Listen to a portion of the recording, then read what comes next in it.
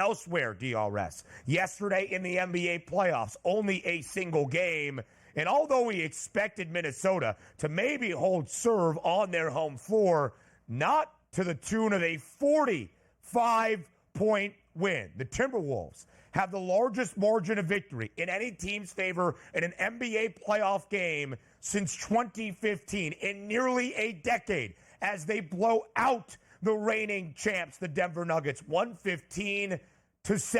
A 45-point win as Minnesota staves off elimination in a big way, keeps its season afloat, and forces a Game 7 back in Denver on Sunday. You know, yesterday, Ben, I didn't like the side of this game. I was like, you know what? I think anybody can win this one. Well, apparently in the final score, not anybody can win it. It was going to be the Timberwolves. And how did the Nuggets show up in quarter number 1 and score 14 points and then outdo themselves in quarter number 4 and score 9 points overall? That's outrageous at this point. But I feel like I was robbed last night, Ben. What did I say? I need 40-plus minutes and 40-plus points out of Anthony Edwards yesterday, who had, I believe, 18 or 19 at the break, easily going to cruise to that 29.5 number. Yep. He stopped at 27. Why? Because they get beat by about 50 points last night. I don't know. This series is off of the rails here. So many twists and turns, and this team won 3 games. This team opened up 2-0 in their home court, and now we're finally going to see a game number 7. An unbelievable performance by the Timberwolves, backed up by a what the heck performance was that by the Nuggets here, Ben? DRS, we have seen in this series every single game never be decided by less than 7 points. Game number 1 was our closest, 106-99. Game 3 in Minnesota, 115-107. These games have been blowouts. We've seen Minnesota win by 26 and 45. Denver win by 15-plus points. It is crazy. The Timberwolves do cover as a 2.5-point favorite, as you would expect, on their home floor, winning by 45. A total of 204 and a hook stays under as Denver only registers 70 points. More reaction coming from that game in the NBA playoffs in just a little bit. Hockey news last night. The Rangers were down 3-1 entering the third and final period. Enter Chris Kreider, a game that will live on in New York Rangers lore forever. Kreider scores 3 goals himself in the third period. The Rangers add one late on an empty net, and they advance to the Eastern Conference Finals for the second time in the past 3 seasons with a 5-3 victory on the road in Carolina as an underdog to win this series in 6. I mean, I've talked about this so many times from an NBA perspective here in the playoffs. I need my best players to perform in the biggest games here in order to secure a win. A natural hat trick, which is 3 goals by himself in the third period. And not just 3 goals in a row in the third period when they were down 3-1 entering into the third. And quite frankly, crazy. I feel ashamed of myself in this because I was paying attention to this game. And I did know it was 3-1 at the end of the second period. And I was ramped up for a game number 7 in the Garden. Oh, my goodness, could the Rangers blow this? Only to be surprised when I saw the final score later at night at 5-3. What an incredible performance for the Rangers. They move on to the Eastern Conference Finals.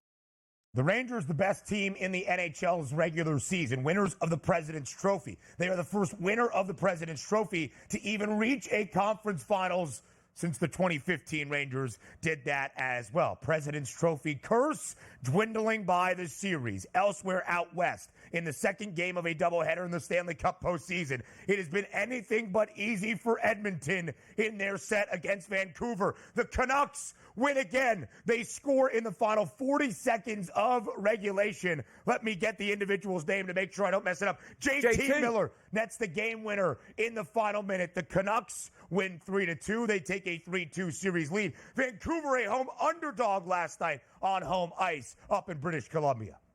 Yeah, Vancouver not getting a lot of respect in this series overall, and yet here they are with a chance to close out the Edmonton Oilers now. Now, the Edmonton Oilers as my adopted team here, I'm hoping that is not the case because I enjoy that brand of style. But in games that we always expect to go over, this one stays under with only 5 total goals with a 6.5 at FanDuel yesterday.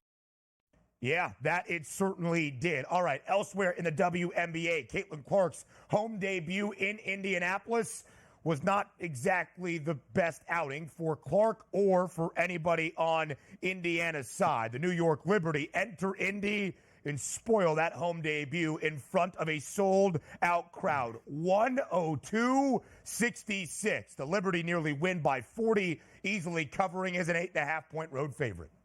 Stewie drops to 31-10 in prime time there, 102-66. We have to understand this. The Fever were the worst team in the WNBA last year. It's understandable that they're going to get beat by better teams. You just don't want to get beat this bad on your home court here. Not a great look for the Fever. They'll get better as the season goes along, and so will Caitlin Clark.